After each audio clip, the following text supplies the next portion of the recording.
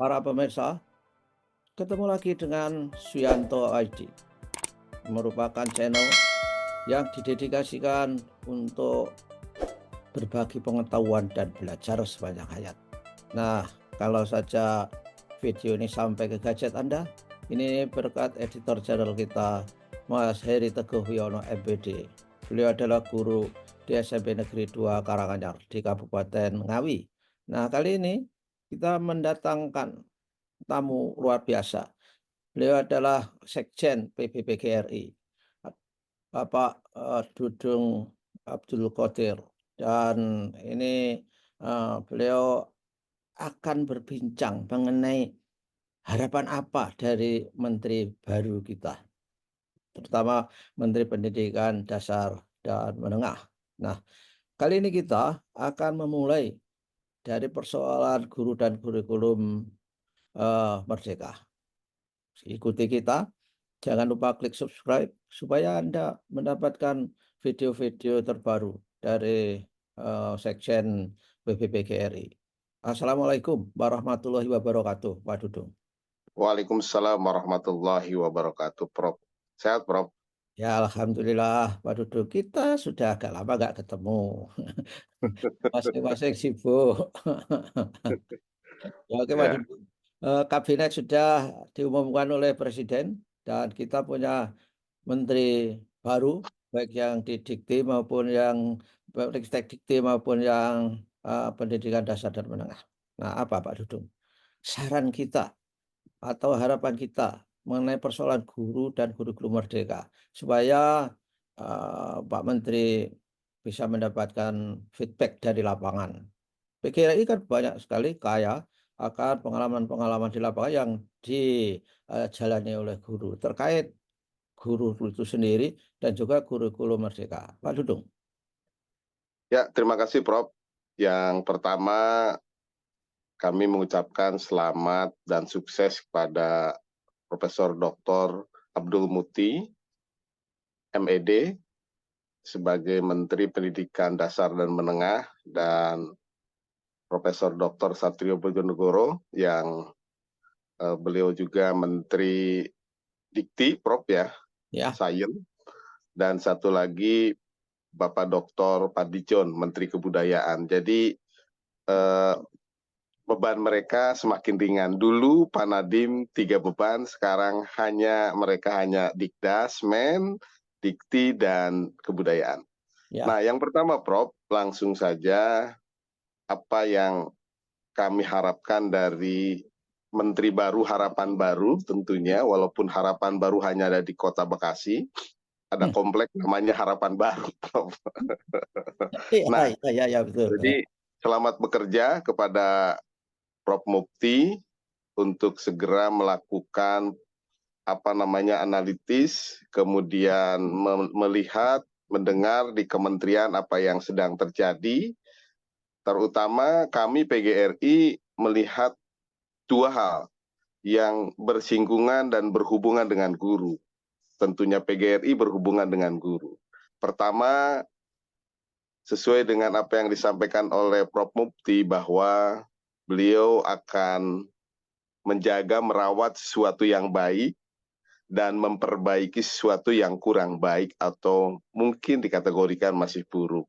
Itu, Prof, awal pidato politik Prof. Mufti di di Kemendikbud, di Kemendikdasmen. Nah, sehingga kami PGRI ingin memberi masukan kepada Prof. Mufti. Pertama adalah terkait tata kelola guru yang memuliakan, memartabatkan, kemudian mensejahterakan, memprofesionalkan, dan melindungi guru. Sekarang masih banyak kasus-kasus guru yang dikriminalisasi, Prof. Terakhir di Konawe Selatan hari ini.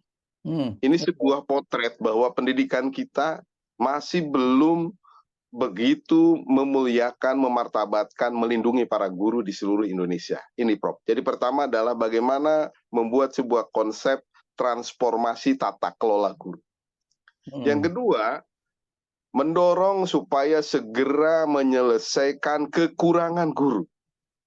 Nih yang sekarang jadi ramai guru P3K. Walaupun sudah ditata, tetapi masih banyak persoalan-persoalan turunan dari bagaimana menyiapkan kekurangan guru. Pak Yang Dudung, janjinya ya ya Prof, kabarnya yang guru-guru direkrut melalui P3K, terutama guru yang berasal dari sekolah swasta, itu ada yang belum beres, Pak Dudung, ya, penempatan. Bener nggak? ya sekarang Prof, eh, swasta ketika di 2024, 2023, 2024, eh, diharapkan oleh PGRI, API, Aliansi Penyelenggara Pendidikan Indonesia, yang dulu diangkat dari swasta, harusnya dikembalikan ke swasta, kalau ingin menyelesaikan masalah. Bahkan yang sekarang masih banyak yang belum diakomodir teman-teman dari swasta. Ini persoalan, karena kalau mengambil dari swasta, satu negeri juga akan jadi masalah karena berdatangan dari guru swasta, padahal di sekolah-sekolah sudah ada guru honor yang harus ditingkatkan statusnya. Sekarang datang dari swasta, bermasalah. Harusnya yang swasta ya berikan dia sebagai sebuah penghargaan dan dedikasi, tugaskan lagi di swasta. Ya di PGRI, yang Muhammadiyah di Muhammadiyah, yang Kristen di Kristen, sebagai upaya penghormatan kepada yayasan atau pendidikan yang diselenggarakan oleh masyarakat. Itu Prof. Iya, Nah, iya. Saya kira untuk memberikan kesejahteraan guru secara tidak langsung, memang P3K itu sebaiknya ditaruh di tempat di mana dia berasal, tes dulu dari swasta taruh swasta, kemudian dari negeri ke negeri. Kalau saja di negeri kan juga ada guru honorer, kemudian didatangi guru P3K dari swasta, itu kan peluang honorer di negeri itu menjadi semakin sempit untuk menjadi P3K atau ASN. Betul nggak begitu, Pak Dudung? betul. Jadi itu yang kita sedang pikirkan, kalau terus-terusan mengambil dari swasta, swasta kemudian ikut tes dan lulus disimpan di negeri, ini akan bermasalah di sekolah negeri, karena di sekolah negeri ada teman-teman guru honorer. Itu mungkin yang pertama. Yang kedua, Prof, diskriminasi pelayanan guru, Prof. Ya. Ada guru penggerak, ada guru yang belum penggerak. Dan jumlahnya besar, Prof. Ya. Dan kami PGRI menyadari justru guru-guru yang semakin menghadapi masalah adalah guru-guru yang usianya di 45 tahun ke atas. Dan ini jumlahnya besar, Prof. Ya, ya. Ilmu pengetahuannya harus diupdate, motivasinya semakin kurang. Nah, ini yang harus segera dilakukan pembinaan, peningkatan kompetensi dan pengembangan karir. Menurut Undang-Undang Guru dan Dosen, guru memiliki hak untuk mendapatkan kompetensi dan pengembangan karir. Tetapi di program guru penggerak, hanya guru penggeraklah yang boleh jadi kepala sekolah. Ya. Hanya guru penggeraklah yang boleh jadi pengawas sekolah. Sementara teman-teman guru yang lain yang usianya sudah 45 tahun ke atas, itu rata-rata mereka sudah berdedikasi, mereka sudah melalui tahapan, sudah jadi wakil kepala sekolah bidang apa, sudah pengabdian, tapi hanya dengan program guru penggerak, mereka tidak berkesempatan untuk mendapatkan kompetensi dan pengembangan karir. Nah, ini Ya. mohon untuk ditinjau oleh Pak Menteri baru untuk tidak ada diskriminasi pelayanan. Guru penggerak sebagai sebuah program is okay, tapi tidak boleh karpet merah khusus untuk guru penggerak. Itu Prof. Ya, lagi pula saya kira kurang match karena pelatihan modul-modul di guru penggerak itu kan materinya adalah instructional leadership, bukan school leadership. Sehingga bagaimana memanage sekolah, keahlian manajerialnya itu kan belum teruji. Dan itu Betul, Prof. harus dikembalikan ke model yang memungkinkan kepala sekolah itu memang harus dilatih, dididik khusus untuk kepala sekolah, saya kira, Pak Dudung. Nah, Pak Dudung, yang soal kurikulum merdeka gimana, Pak Dudung? Sebelum kita Nah, ini dia, belum sampai ya, ini. ya. Nah, kurikulum merdeka eh, ingin memberikan masukan kepada Pak Menteri bahwa secara konseptual memang hebat. ini kurikulum hebat, secara konseptual bisa jadi ya Prof ya, Ya. bisa jadi. Nah, tetapi para guru belum disiapkan untuk paham, mengerti terkait kurikulum merdeka. Hmm. Jadi kami datang ke setiap provinsi, kabupaten, kota, pelosok, mereka berteriak, Pak Sekjen, mohon ditinjau ulang implementasi kurikulum merdeka. Bukan malah memerdekakan, tapi malah tidak memerdekakan para guru di seluruh Indonesia. Nah, ini Ya. mungkin hal ini yang harus dikaji secara mendalam, walaupun PGRI sudah mengkaji secara perspektif evaluasi kebijakan. Jadi PR besar dari Kementerian Pendidikan Dasar dan Menengah adalah membuat kajian akademis, ilmiah terkait dengan kurikulum merdeka, karena sekolah banyak masalah saat melaksanakan dan mengimplementasikan kurikulum merdeka. Ada PASE, ada P5, dan itu semuanya tidak mudah dipahami oleh para guru. Dan Kemudian bagaimana membuat modul, itu tidak mudah dilakukan oleh para guru.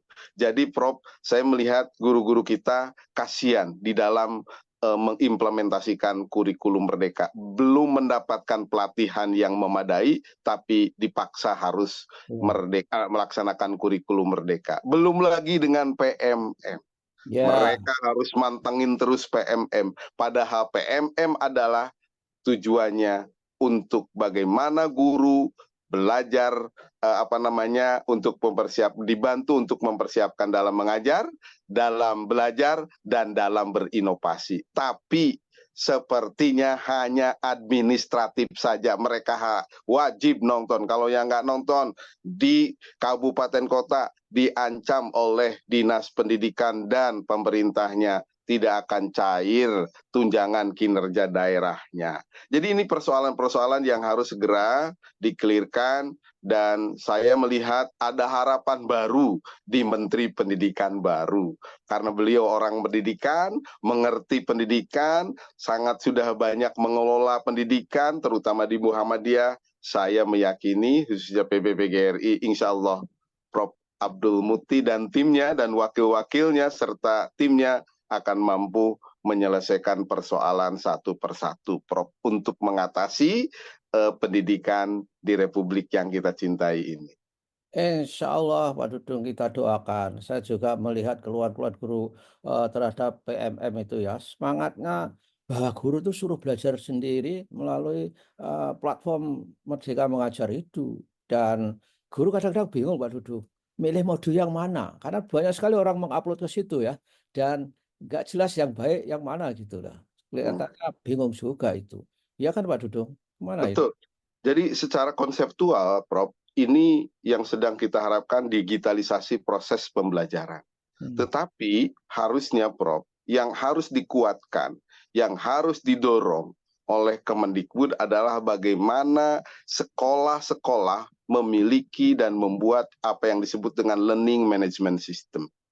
Itulah guru belajar, bagaimana menyiapkan proses pembelajaran, guru akan didorong untuk terus belajar, dan guru akan terus berinovasi. Kalau melihat dan dipaksa untuk melihat PMM, akhirnya apa? Guru hanya mampu dan bisa melihat dan mampu bisa memplagiasi yang dilakukan oleh teman-teman di tempat yang lain. Tapi kalau di sekolahnya ada LMS, Learning Management System, gurulah yang meracik, gurulah yang mengupload, gurulah yang membuat, gurulah yang melakukan transformasi dan melakukan inovasi. Jadi mohon kepada Pak Menteri baru untuk mendorong sekolah-sekolah membangun dan dilatih dan dibolehkan di dalam pengeluaran anggaran BOS untuk pengembangan learning management system. Dari bawah, akhirnya menuju ke tengah, dan akhirnya menuju ke pusat, dan Kemendikbud akan menjadi sesuatu yang bermakna untuk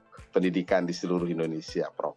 Oke, baiklah Pak Dudung. Saya kira pertemuan singkat ini mudah-mudahan memberi inspirasi kepada guru dan memberikan feedback kepada Pak Menteri Dikdasmen. Dan tentu saja ayo guru rame-rame berdiskusi di sini, berikan komen-komen Anda di kolom komentar, dan dengan demikian Mudah-mudahan channel kita ini bisa dijadikan untuk penyambung lidah antara guru dan kementerian. Begitu Pak Dudung, terima kasih dan akan ketemu lagi minggu depan untuk kita tidak henti-henti memberikan masukan perbaikan pendidikan kita. Assalamualaikum warahmatullahi wabarakatuh.